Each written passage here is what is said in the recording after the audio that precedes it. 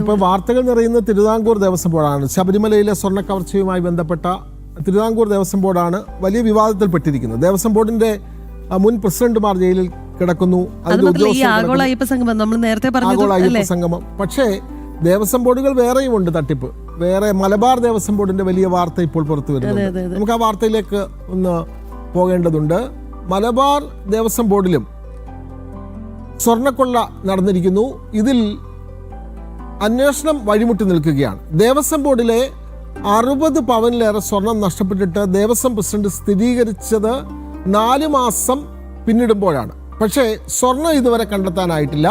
മുൻ executive officer T Vinodan എന്നാണ് പേര്. ഇപ്പോഴും അദ്ദേഹം ഒളിവിലാണ് എന്നാണ് പോലീസ് പറയുന്നത്. വിവരങ്ങളുമായി രമ്യാദാസ് ചേരുന്നു. രമ്യ, മലബാർ ദേവസ്വം ബോർഡിൽ സ്വർണം നഷ്ടപ്പെട്ടു എന്നുള്ള കാര്യം ദേവസ്വം പ്രസിഡന്റ് തന്നെ സ്ഥിരീകരിക്കുന്നു. പക്ഷേ 4 മാസം കഴിഞ്ഞു. അതിന്മേൽ ഒരു സ്ഥിരീകരണം വരുന്നില്ല. അതിൻ്റെ പ്രധാന പ്രതിസ്ഥാനത്ത് നിൽക്കുന്ന ആൾ ഒളിവിലാണ് എന്ന് പോലീസ് ഇപ്പോഴും പറയുന്നു.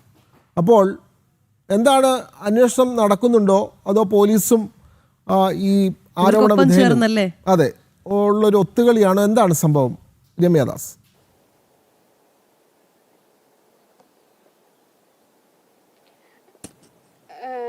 വിനോദ്, അതായത് ഈ കേസിൽ ഇപ്പോൾ പോലീസ്, അതായത് ഭക്തർ പറയുന്നത് പോലീസും അതുപോലെ തന്നെ ദേവസ്വം ബോർഡും തമ്മിലുള്ള ഒത്തുകളിയാണ് ഈ ടി വിനോദിന് ഇത്ര കാലമായിട്ടും. അതായത് 1 മാസം മുൻപ് ഈ കേസുമായി ബന്ധപ്പെട്ട് ഇദ്ദേഹത്തിന്റെ മുൻകൂർ ജാമ്യാപേക്ഷ ഹൈക്കോടതി തള്ളിയതാണ്.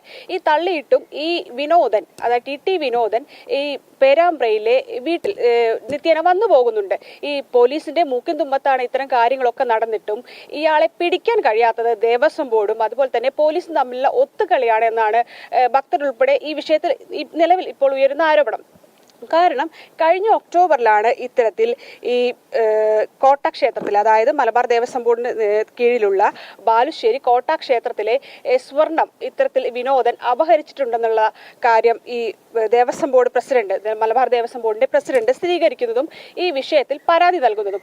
ഈ കഴിഞ്ഞ ഒക്ടോബറിൽ ഈ വിഷയത്തിൽ പരാതി നൽകിയിട്ടും ഇത്ര കാലമായിട്ടും ഇയാളെ പിടികൂടാൻ, അതായത് ഈ സ്വർണം ക്ഷേത്രത്തിലേക്ക് തിരികെ എത്തിക്കാനോ ഇയാളെ ഈ കേസുമായി ബന്ധപ്പെട്ട് പിടികൂടാനോ ഇതുവരെയായിട്ടും പോലീസിന് സാധിച്ചിട്ടില്ല എന്നുള്ളത് തന്നെയാണ് ഇതിൽ വസ്തുതാപരമായ ഒരു കാര്യമുള്ളത്.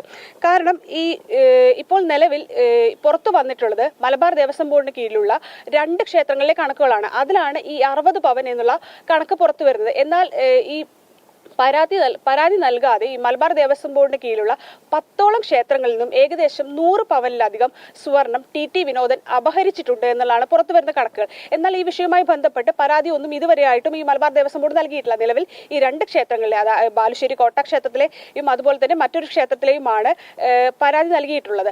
ബാക്കി 10 ക്ഷേത്രങ്ങളിലെ കണക്കുകൾ ഇനിയും മലബാർ ദേവസ്വം ബോർഡ് പുറത്തുവിടാനുണ്ട്. നിലവിൽ ഈ ഒരു 2 ക്ഷേത്രത്തിലെ കണക്ക് വെച്ച് നോക്കുമ്പോഴാണ് 60 പവൻ, ഏകദേശം 100 പവനോളം ടി വിനോദൻ അപഹരിച്ചിട്ടുണ്ടെന്നിരിക്കെ ഈ കേസിൽ പോലും അന്വേഷണം എവിടെയും എത്തിയിട്ടില്ല. ഈ പേരാമ്പ്രയിലെ വീട്ടിൽ ഇയാൾ നിത്യേന വന്നു പോകുന്നുണ്ട്. മുൻകൂർ ജാമ്യാപേക്ഷ ഹൈക്കോടതി തള്ളിയതാണ്.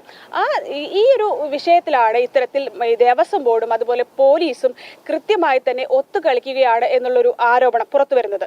വിനോദ്, അപ്പോൾ ഈ ടി വിനോദ് എന്ന് പറയുന്ന ആൾ വലിയ സ്വാധീനം ഉള്ള വ്യക്തിയാണോ രമ്യാദാസ്? എന്തുകൊണ്ടാണ് ഇദ്ദേഹത്തെ ഒരു നടപടിയും സ്വീകരിക്കാതെ പോലീസ് ഇങ്ങനെ സഹായിക്കുന്നത്? വലിയ എന്തെങ്കിലും സ്വാധീനം, രാഷ്ട്രീയപരമായ എന്തെങ്കിലും സ്വാധീനമുള്ള വ്യക്തിയാണോ ഈ ടി വിനോദ്? പറഞ്ഞതാണ് വിവിധ ക്ഷേത്രങ്ങളിൽ നിന്ന് 100 പവനിലേറെ നഷ്ടമായിട്ടുണ്ട് അതാണ് പറഞ്ഞത്. അപ്പോൾ ഈ ഒരാൾ വലിയ സ്വാധീനമുള്ള വ്യക്തിയാണോ? അതേപ്പറ്റി കൂടുതൽ വിവരം ലഭിക്കുന്നുണ്ടോ രമ്യാദാസ്?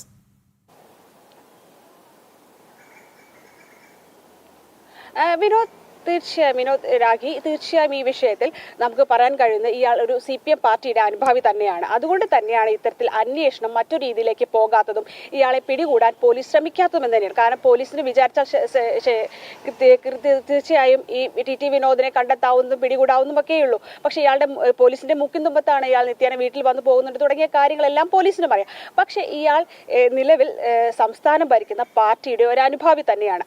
അതിനാൽ തന്നെയാണ് ഈ അന്വേഷണം മറ്റു രീതിയിലേക്ക് പോകാതെ, അതായത് കൂടുതൽ അന്വേഷണം നടത്താതെ, മറ്റു ക്ഷേത്രങ്ങളെ കുറിച്ചുള്ള പരാതികൾ കൊടുക്കാതെ ദേവസ്വം ബോർഡും അതുപോലെ തന്നെ ഇയാളിലേക്ക്, അതായത് ഇയാളെ പിടികൂടാൻ ശ്രമിക്കാതെ പോലീസും ഇത്തരത്തിൽ ഈ കേസ് വളരെ നിഷ്ക്രിയമായി തന്നെ, അതായത് തുടരന്വേഷണം പോലും ഒന്നുമില്ലാതെ ഇയാളെ പിടികൂടാൻ കഴിയാതെ ഇത്തരത്തിൽ ലാഘവത്തോടു കൂടി വിടുന്നത് എന്നുള്ളത് തന്നെയാണ് ഭക്തരിൽ നിന്ന് ഉയരുന്ന ഒരു ആരോപണം. കാരണം നമുക്കറിയാം ദേവസ്വം ബോർഡുമായി ബന്ധപ്പെട്ട്, അത് മലബാർ ദേവസ്വം ബോർഡ് ആവട്ടെ മറ്റ് ദേവസ്വം ബോർഡുകളാവട്ടെ, ഇതുമായി ബന്ധപ്പെട്ടുള്ള ക്ഷേത്രത്തിന്റെ കൊള്ളകളെല്ലാം പുറത്തു വരുന്ന ഒരു സമയമാണ്. നിരവധി ഈ ബാലുശ്ശേരി കോട്ട ക്ഷേത്രത്തിലെ ഈ വാർത്ത തന്നെ ജന TV ആണ് പുറത്തുവിട്ടത്. ഇതിന്റെ പലതവണയായി ഇതുമായി ബന്ധപ്പെട്ട വിഷയങ്ങളെല്ലാം, കാരണം ഈ TT വിനോദൻ വീട്ടിൽ വന്ന് പോകുന്നുണ്ട്, ഇയാളെ പിടികൂടാൻ പോലീസിന് സാധിക്കുന്നത് ഉൾപ്പെടെയുള്ള കാര്യങ്ങളെല്ലാം ജനം TV പലതവണയായി പുറത്തുവിട്ടതാണ്.